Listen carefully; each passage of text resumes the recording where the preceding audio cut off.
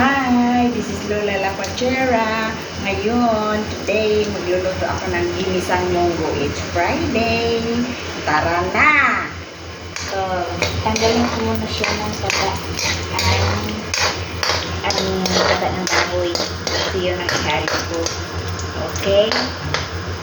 Maya-maya, tanggalan natin yan na piso na natin. Ngayon, ito na yun. Natunaw na at ilagay natin ang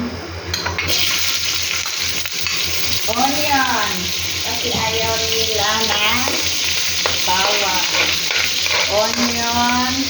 Saka ilagay natin ang bisa natin ang kamatis.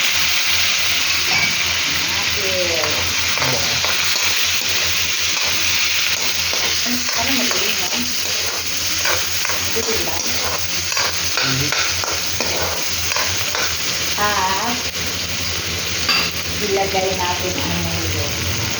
It's fine, the munggo ating ilagay.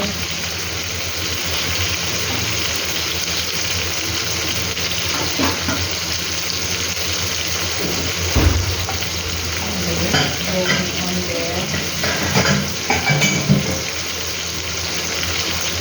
Ito na ang munggo. Ilagay natin ang munggo. Ito yung ganyan ko. Ayaw nila ng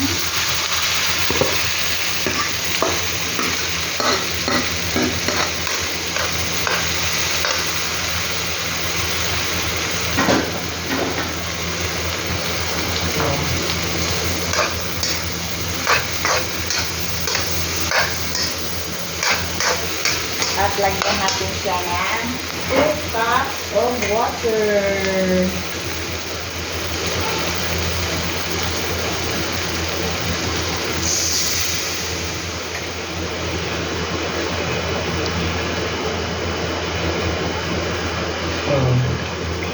Cups of water kasi masarap ang munggo na mayroong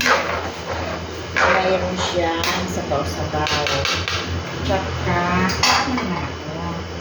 lagyan ko siya ng cabbage kasi ayaw nila ng dahon ng papaya. Ayaw nila ng dahon ng papaya kaya ang ilagay ko ay cabbage. Ala Lola La Pachera, kakaiba, no? Kasi ayaw nila, hindi sila kumain ng dahon ng palaya. It's mapait. Yan, ito na siya.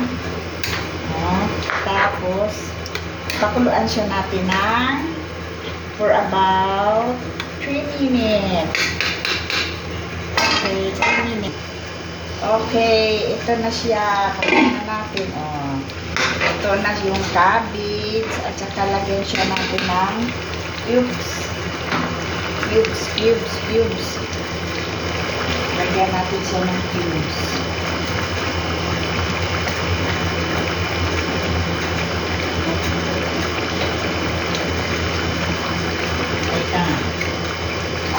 At ilagay natin ang pamintang durog. At lagyan siya natin ng chicharon na squid. Masarap to. Niluluto ko na yung chicharon na squid. Tapos nga, ilagay ko na siya. Yan.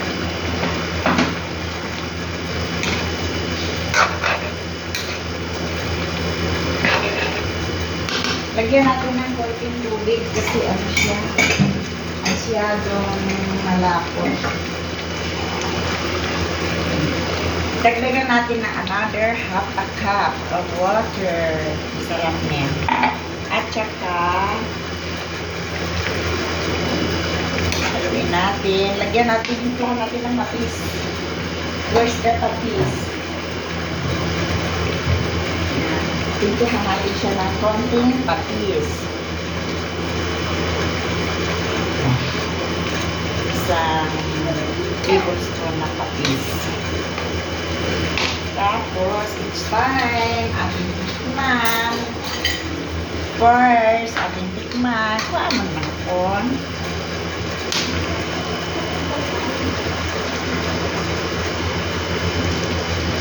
Kulang pa sa patis.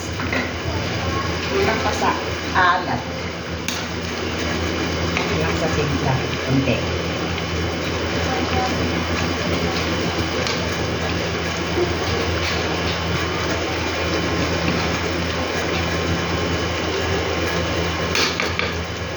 Yan, ito na ang finished product ng ating ginisang munggo at ating tikman.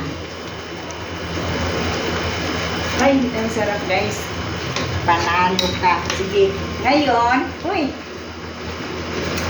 don't forget to follow my Facebook page and my YouTube channel. So, it's Lola La Cochera. Bye-bye!